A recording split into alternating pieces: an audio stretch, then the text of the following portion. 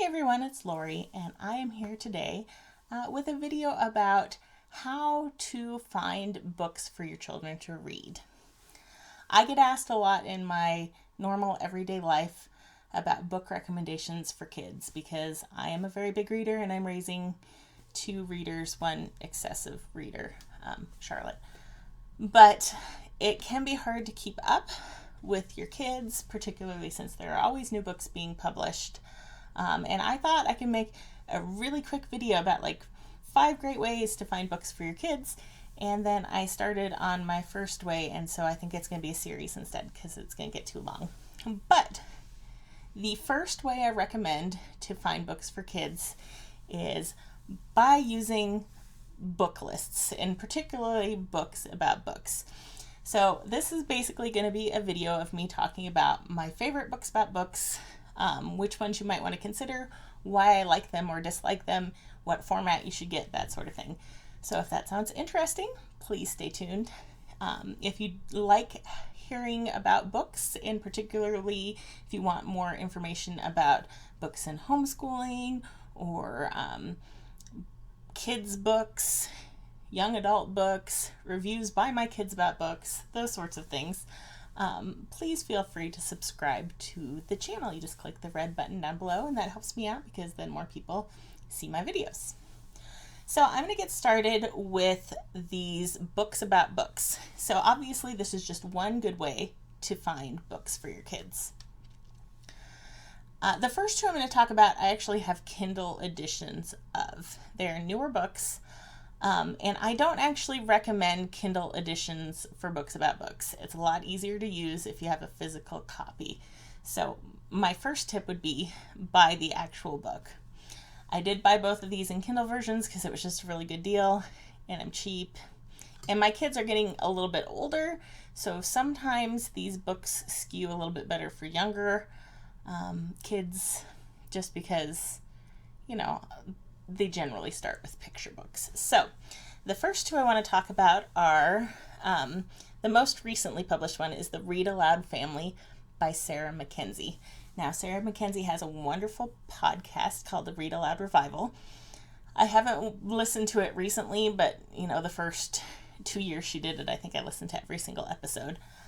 I just don't find as much time for podcasts now that I do YouTube stuff. So if you're looking for encouragement about reading aloud or book recommendations, Sarah Mackenzie is a great resource in general. So The Read Aloud Family is a book that focuses in on reading aloud in particular. Now, any read aloud book with a list of books generally also works well for just finding books for your kids to read on their own. The Read Aloud Family begins with some of the information about reading aloud and why it's important and how to do it and those sort of practical things. And most of these books do have a section in the front like that. I feel like the Read Aloud Family has a pretty large section like that. It's got like 2 parts before you get to the book list. But Sarah Mackenzie has wonderful taste in books, so I think that book list could be a great source for books for your kid. Another one that I just love and that I recommend quite a bit is called Give Your Child the World by Jamie C. Martin. And this book is interesting because it is trying to help your child to gain a global perspective even if you don't have the means to travel.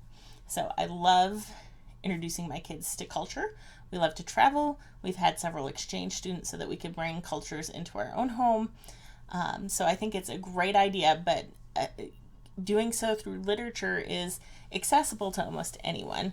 So we have gotten some great recommendations out of this particular book. Okay. So with Give Your Child the World, it's separated into, the first part is, you know, kind of the background information, but part 2 is Read the World. So it has a chapter on how to use the reading lists, and then it kind of goes into different regions. So you got Bring the Rain, Africa, Number the Stars, Europe, The Weaving of a Dream, Asia, Silent Music, Middle East. So each region, there will be a whole bunch of book suggestions in there, ranging from preschool through, older children. Now, again, with this book list, I feel like it tends towards younger kids, but not excessively so. So, okay, so the oldest age range that this goes is ages 10 to 12.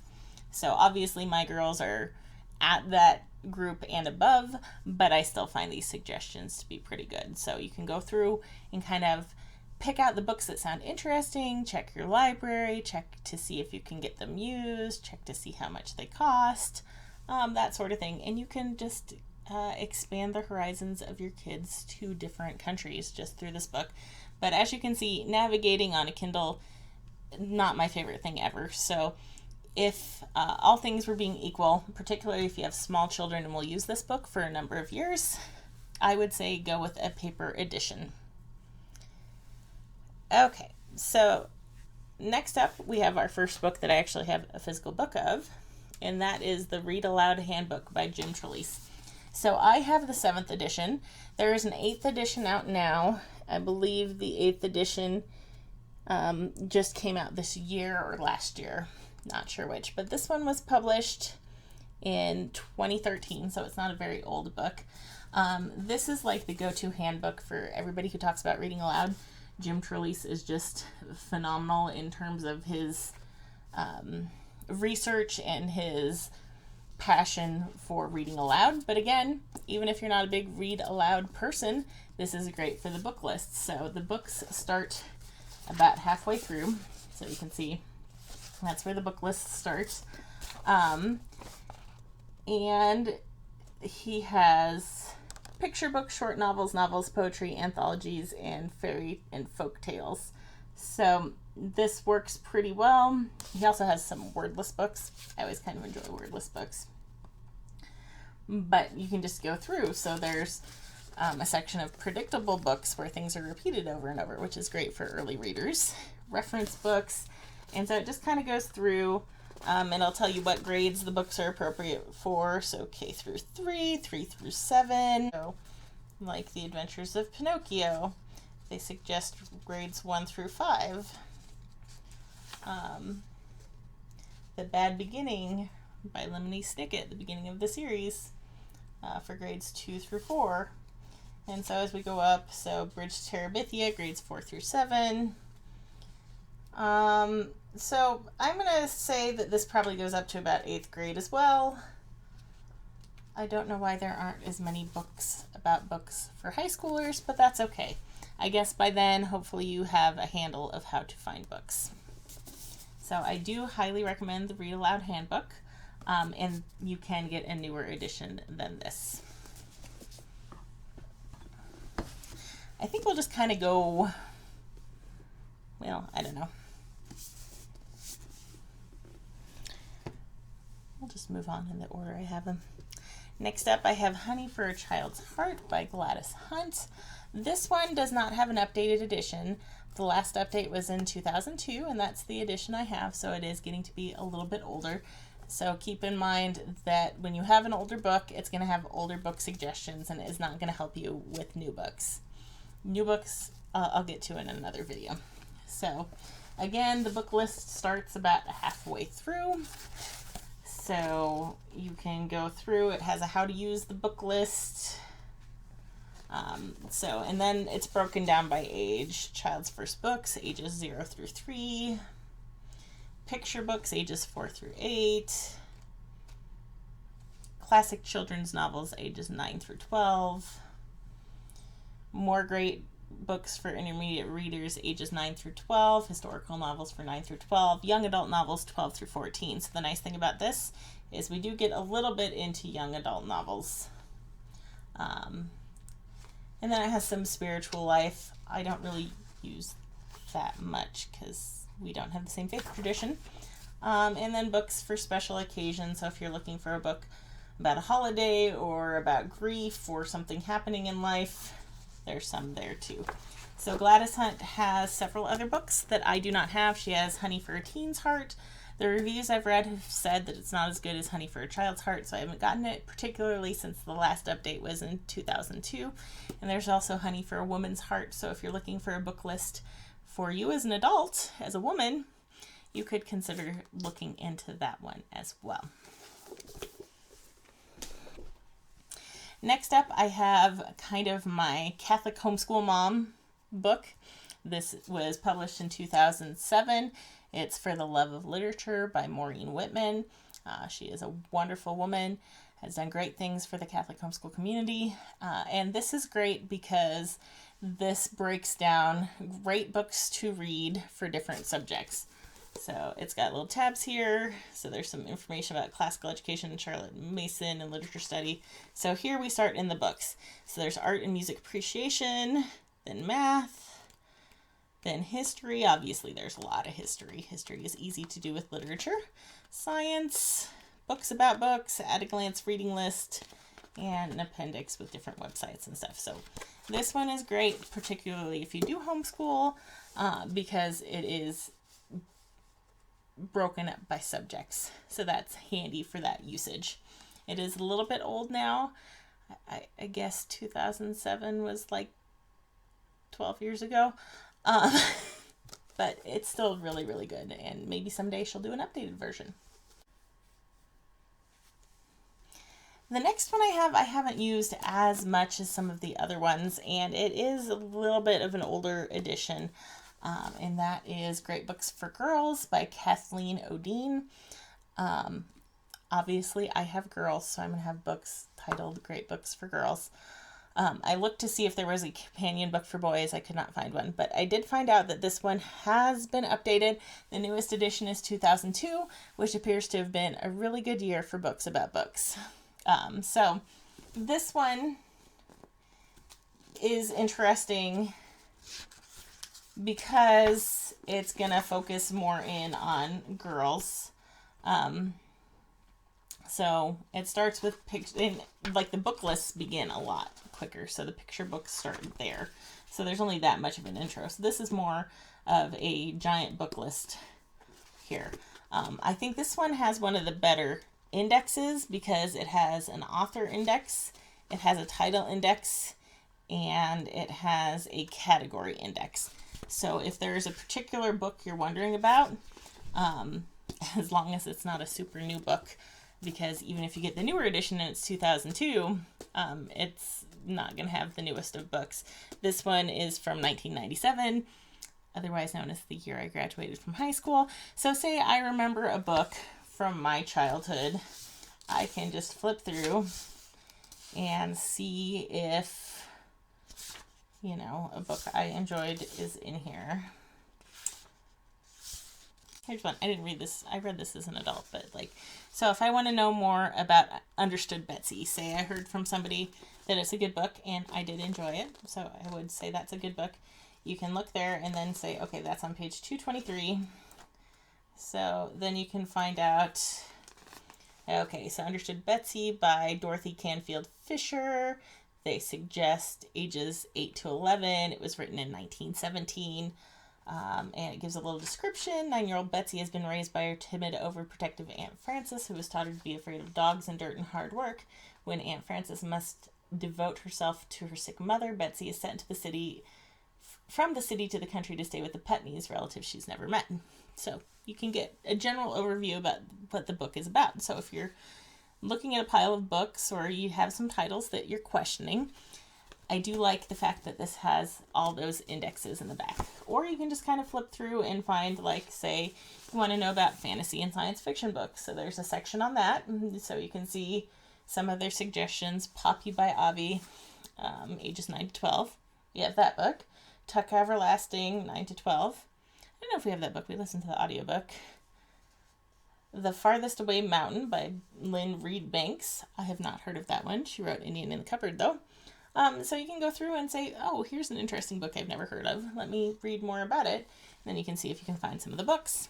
So I don't think this need exclusively be for girls, but obviously the protagonists in this book are going to lean towards the feminine Great books for girls. There is a recommended out of print book list, which is kind of hilarious because, my edition happens to be from 1997, or the newer edition happens to be from 2002. But so if you're looking at much older books, they might be back here in this out of print book list. I just thought that was fun. Okay, the next one I have is Books Children Love, a guide to the best children's literature by Elizabeth Wilson. My edition is from 1987, so an old one, but they have a newer edition that was published in 2002. There might be some editions in between. I don't know. I buy a lot of books used, so a lot of times I get kind of older books. This one also has a fairly good index. So it's by title. So it basically just has the title index, whereas Great Books for Girls, you could also look up by author or by category. So if you... Oh, actually, I take that back. There's also authors. So if you want to look up a book, say you heard about Jane Eyre.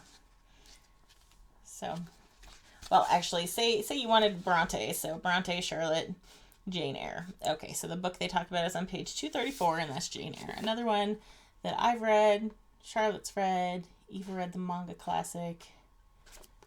I already forgot what page because I have no brain. 234.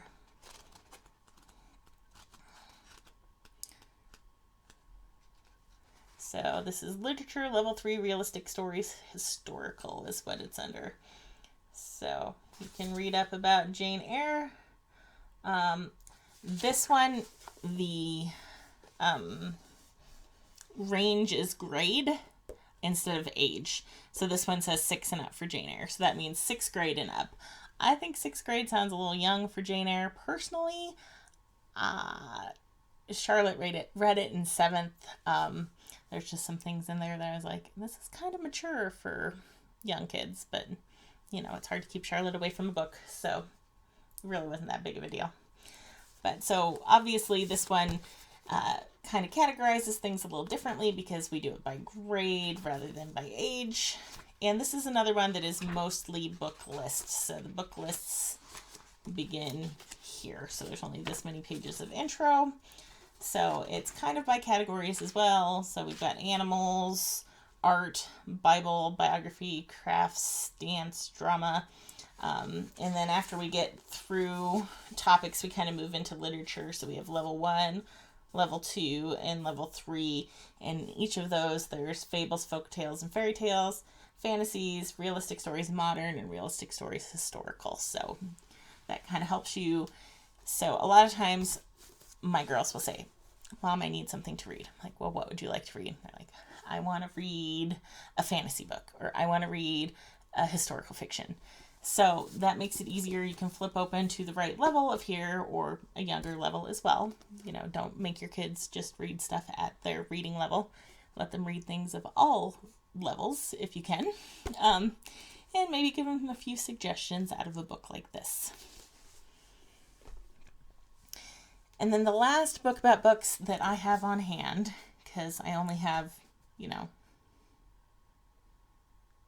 8 or so. I don't know. I think this is most of them. I did get rid of one recently. It wasn't really a book about books. It was a book of excerpts. Anyway, way off topic. So the last one is Books That Build Character, a guide to teaching your child moral values through stories. And this is by William Kilpatrick. And this edition was from 1994. So obviously this one is going to skew, a lot of my books are going to skew a little bit towards teaching children your morals and values, just because that's the type of parent I am. There may be great book lists if you're just looking for entertainment books that I may not know about, because my focus is finding quality books for my kids, what I see as quality. It's not saying that my quality needs to be your quality, but so most of these are going to have a little bit of a bent towards a particular thought on morality. So if you share that with me, these would be great. Books That Build Character has a medium-sized intro. It's about 60-some pages. So a little bit bigger than the last couple books, but not nearly as big as like the Read Aloud Handbook or the Read Aloud Family, those sorts of books. And then we get into the different categories. So we've got picture books, fables and fairy tales, myths, legends and folk tales, sacred texts, books for holidays and holy days, historical fiction, contemporary fiction, fantasy and science fiction, and biography.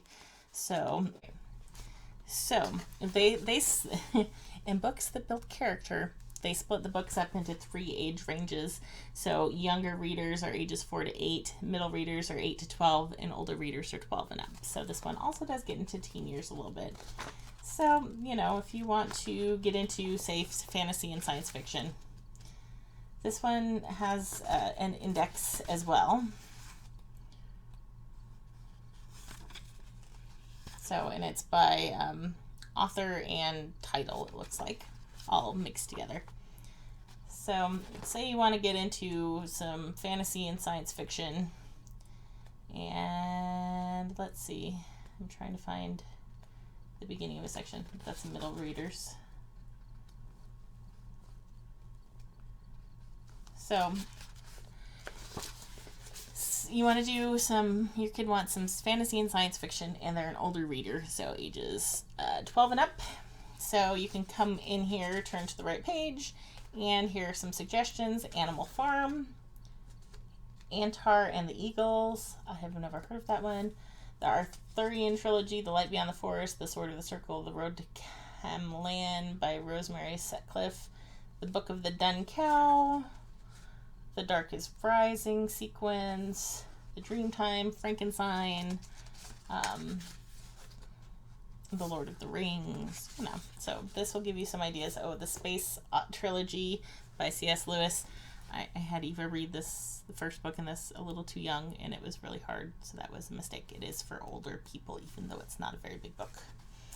So anyway, you can go through and you can find some good suggestions for different age groups and different categories. So this is another one. Got the index if you need it, kind of separated out by types of books. But older book, I can't find any newer editions off the right now past the 1994 when this was published. So some of these books are going to be out of print.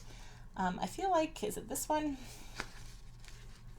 Yes, I think it is. Oh no. This one has a book list at a glance. So if you want to just look at what's in a particular section and then without the long descriptions, it's all back here.